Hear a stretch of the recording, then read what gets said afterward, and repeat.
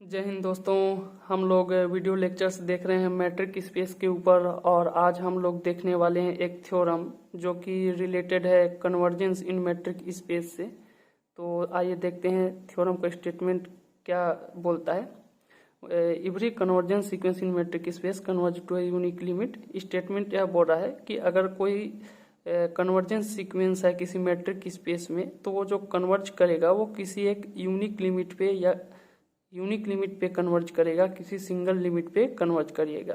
तो देखते हैं इसका प्रूफ किस टाइप से होगा। इसको हम लोग प्रूफ करेंगे कंट्राडिक्शन मेथड में। इसमें हम लोग करेंगे क्या, हम लोग मान लेंगे कि इसका जो लिमिट है वो यूनिक नहीं है। अगर लिमिट यूनिक नहीं है तो हमको एक या एक से अधिक लिमिट मिलेंगे। तो वो लेट करके हम लोग इसमें प्रूफ करने वाले हैं। लेट इफ possible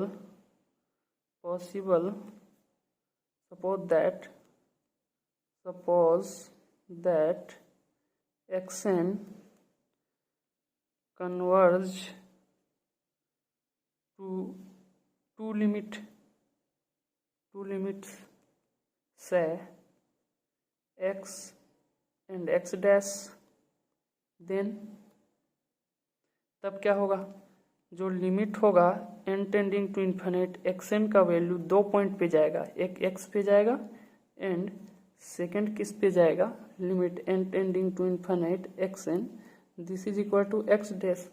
साथ ही ये दोनों इक्वल नहीं होंगे क्योंकि यूनिक वो नहीं है, हम अपोजिट लेके चल रहे हैं। And x this is not equal to x dash. अगर x डैश के इक्वल नहीं होगा तो इनके बीच में जरूर कुछ ना कुछ डिस्टेंस होगा। अगर इनके बीच में जो डिस्टेंस होगा वो ऑलवेज पॉजिटिव होगा। तो इसको मैं क्या लिख सकता हूँ, D of x x dash this is greater than 0।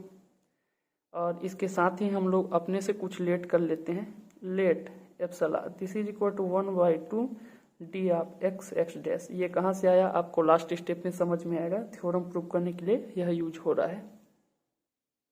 यहाँ पे हम जो यह वैल्यू लेकर चले हैं, यह value limit of sequence in metric space को डिनोट करता है। तो इसको यूज करके हम limit of sequence in metric space का डेफिनेशन यूज कर सकते हैं। तो आने वाले स्टेप में हम लोग यूज करेंगे limit of sequence in metric. Since limit n tending to infinite x and this is equal to x, then for any epsilon greater than 0 there exists a point n1 greater than equal to 0 such that n1 greater than 0 such that by definition of limit of a sequence in metric space d of x n and x लिमिट का जो value है x this is less than epsilon for all n1 greater than equal to n। हमको एक ऐसा n1 मिलेगा जिसके बाद जो सीक्वेंस के टर्म होंगे, यहाँ पे कोई एक ऐसा n1 मिलेगा जिसके बाद जो सीक्वेंस के टर्म होंगे वो अपने लिमिट को एक्सेप्ट कर लेंगे, वो अपने लिमिट को पहुंच जाएंगे लिमिट पे। सेम डेफिनेशन हम लोग लगाने जा रहे हैं दूसरे वाले जो लिमिट है उसके लिए। And limit of n tending to infinite x n this is equal to x dash, then for any epsilon greater than 0 there exist a point n2 greater than equal to 0 such that, यहाँ पे क्या हो जाएगा, d of x n and x dash this is less than epsilon, क्योंकि यहाँ पे x dash हमारा limit था। For all n2 greater than equal to n, हम लोग को एक ऐसा पॉइंट कहीं पे मिलेगा जहाँ पे n2 के बाद ये जो सीक्वेंस है वो अपने लिमिट को एक्सेप्ट कर लेगा कोई n2 के बाद। अब यहाँ पे ये जो सीक्वेंस है ये दोनों सेंट्रलाइज्ड नहीं है। एक सेम सीक्वेंस n1 के बाद लिमिट को एक्सेप्ट कर रहा है, सेम सीक्वेंस n2 के बाद लिमिट को एक्सेप्ट कर रहा है। तो इसके लिए हम लोग नेक्स्ट स्टेप में करेंगे क्या, let n not this is equal to maximum of n1 and n2, then हम क्या किए, इन दोनों का मैक्सिमम ले लिए। इन दोनों का मैक्सिमम लेने से होगा क्या, जो सीक्वेंस है, मान के चलिए जो सीक्वेंस वो n1 पे जाके अपने लिमिट को एक्सेप्ट कर रहा था पहले सीक्वेंस के लिए, और सेम सीक्वेंस n2 पे जाके अपने सेकंड लिमिट को एक्सेप्ट कर रहा था। तो अगर इन दोनों का हम मैक्सिमम वैल्यू ले लेते हैं तो यह पॉइंट एक ऐसा पॉइंट होगा जहां पर दोनों के दोनों अपने अपने लिमिट को एक्सेप्ट कर चुके रहेंगे। तो ये दोनों के लिए सेंट्रलाइज्ड पॉइंट होगा, जिसके बाद सारे के सारे लिमिट एक्सेप्ट हो चुके रहेंगे। तो इस पे क्या चेंज आएगा उस पर देखते हैं। यहाँ पे हम इसको बना लेते हैं इक्वेशन नंबर 1 और इसको बना लेते हैं equation number 2। Now by equation number 1 we have, हमको मिलेगा क्या,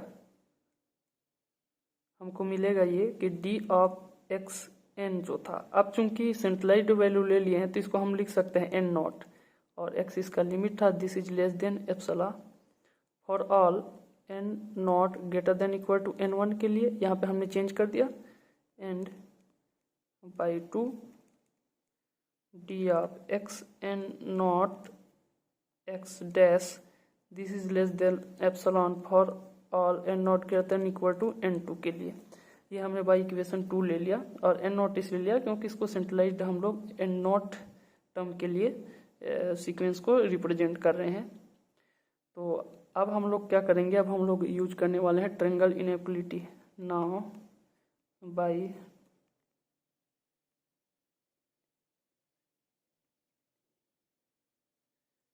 हमको क्या मिल जाएगा, हम लिख सकते हैं d of x x dash, क्योंकि हमको इनके बीच का डिस्टेंस ही देखना है कि इनके बीच का जो डिस्टेंस है वो 0 ना आए, क्योंकि इससे ये यूनिक हो जाएगा, और हमको नॉट यूनिक लेके हम लोग शुरू से चल रहे हैं। अगर वो सही नहीं हुआ तो कंट्राडिक्शन, तो इनका लिमिट यूनिक हो जाएगा।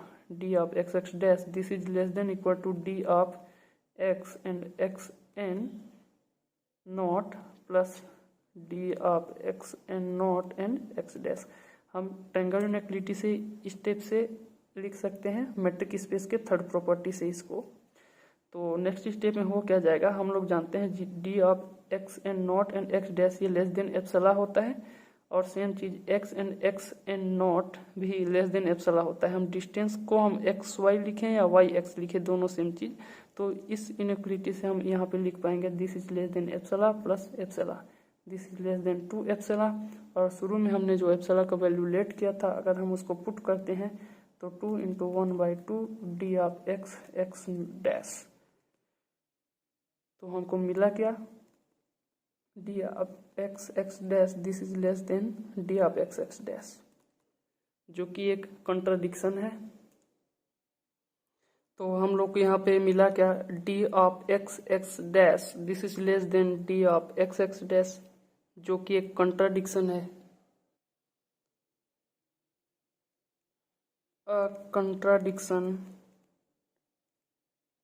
contradiction to our supposition जो हमने सोच के चला था कि x और x डैश कोई दो लिमिट है, यानी इससे क्या पता चलता है कि लिमिट दो नहीं हो सकते, लिमिट यूनिक होंगे। देन दिस लाइन इम्प्लाइज, हमको तो डायरेक्ट लिख दिया यहाँ पे x this is equal to x dash if xn is convergence, if xn is convergence then limit is unique in metric space। तो ये हम लोग को प्रूव करना था, और इस स्टेप से है इसका प्रूफ।